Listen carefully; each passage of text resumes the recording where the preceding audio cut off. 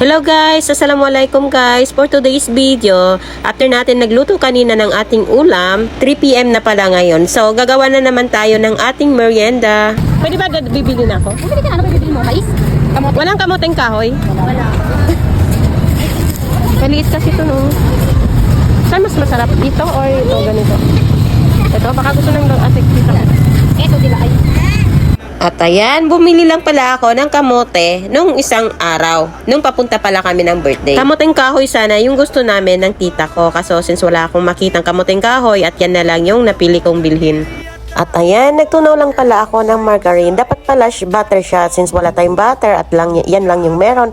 Kaya yan lang muna. At syempre, condensed din. Yung hindi ko alam kung kailan pa yung condensed pa yan. Pero since okay pa naman siya at ayan na lang din ang ginamit ko. At naglagay din ako ng isang itlog. At naglagay na din ako ng harina. Then, syempre, halo-haluin. Wala pala akong measurement, guys, sa tansya-tansya ko lang talaga. Tapos, nilagay ko na lang din, dahan-dahan, yung mga kamote. At yan, syempre, durug-durugin hanggang matunaw ang taba. Hanggang maging, ewan ko ba, guys, anong tawag pag dinurug-durug? Hindi ko alam kasi kung ano sa Tagalog yan. Basta yan, guys, tinunaw-tunaw ko pa siya. Since hindi siya kaya ng tinidor, at ayan, kumuha na din ako ng ang hirap magtagalog, no? Panoorin nyo na lang, guys. Ay, basta ganyan. Naubusan na ako ng sasabihin, guys. At sabka, naubusan na ako ng Tagalog. Akala ko English lang ako naubusan.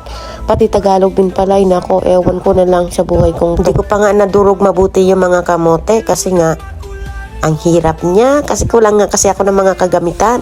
Kaya, ayan. Anyway, bahala na. Basta maluto na. Kaya pala ganyan yung kulay niya kasi hinalo ko yung kamoteng yellow ba yun at saka yung violet. At ayan, pagkatapos ay yan dong. O, diba? Ang bilis matapos.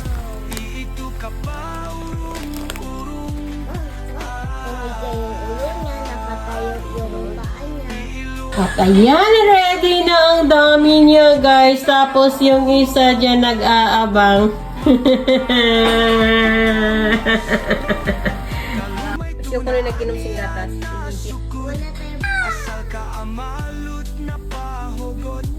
May tunaba kita ang alaruk. Tang sita ba arong ni tutuk-tutuk. Baksintak arak saga aku ahulog. Lowa-lowa na itu arong daing tibuk.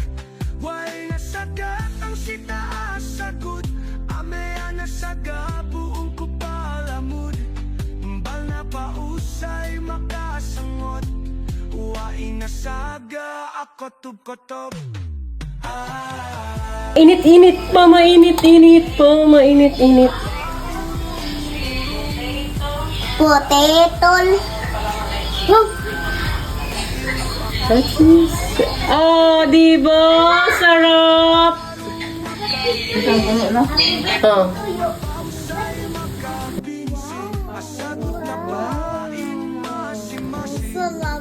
Nakita sambil niluma kami. At kita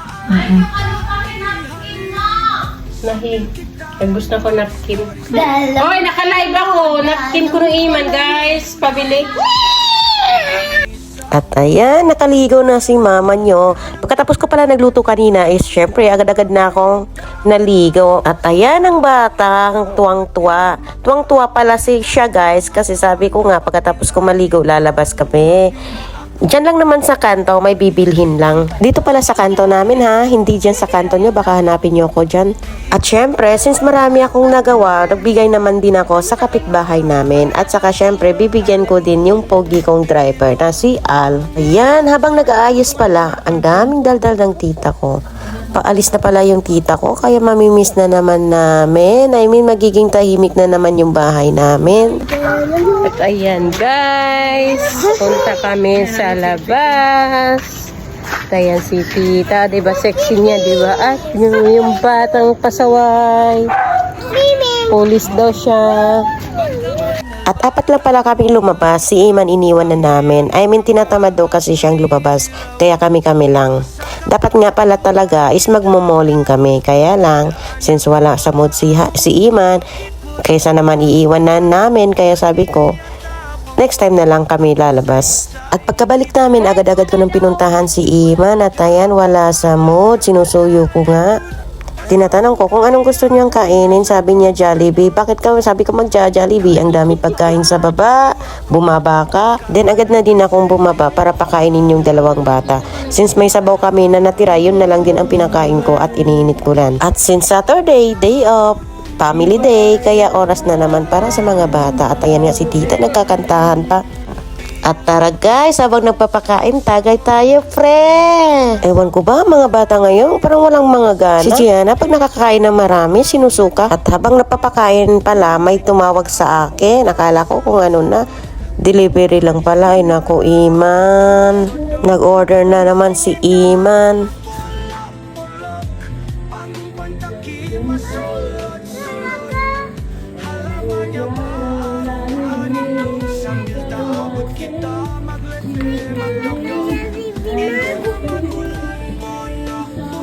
Galit na ako, guys. Sabi ko sa kanya, since nag-order siya, 1 week siyang walang baon. At since hindi naubos ng mga bata yung mga pagkain nila, at ako na lang din ang nag-ubos, kaysa na naman matapon na naman. At habang kumakain ako, binilisan ko na pala dyan kasi yung bata, si Gianna, sumusuka. Dapat ko na kasing linisan agad-agad kasi mga baka maapakan nila at saka matumba. Gawin nilang merienda bukas.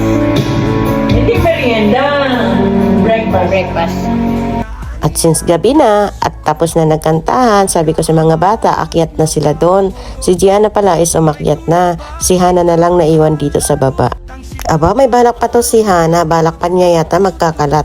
Sabi ko, balik niya na yan at akyat na siya sa taas. At buti naman masunurin. Pag ako talaga kasi yung nagsasalita sa kanila is isang beses lang. Alam na naman nila kung paano ako magalit. At since alas 12 na ng gabi, tara na guys, matulog na tayo.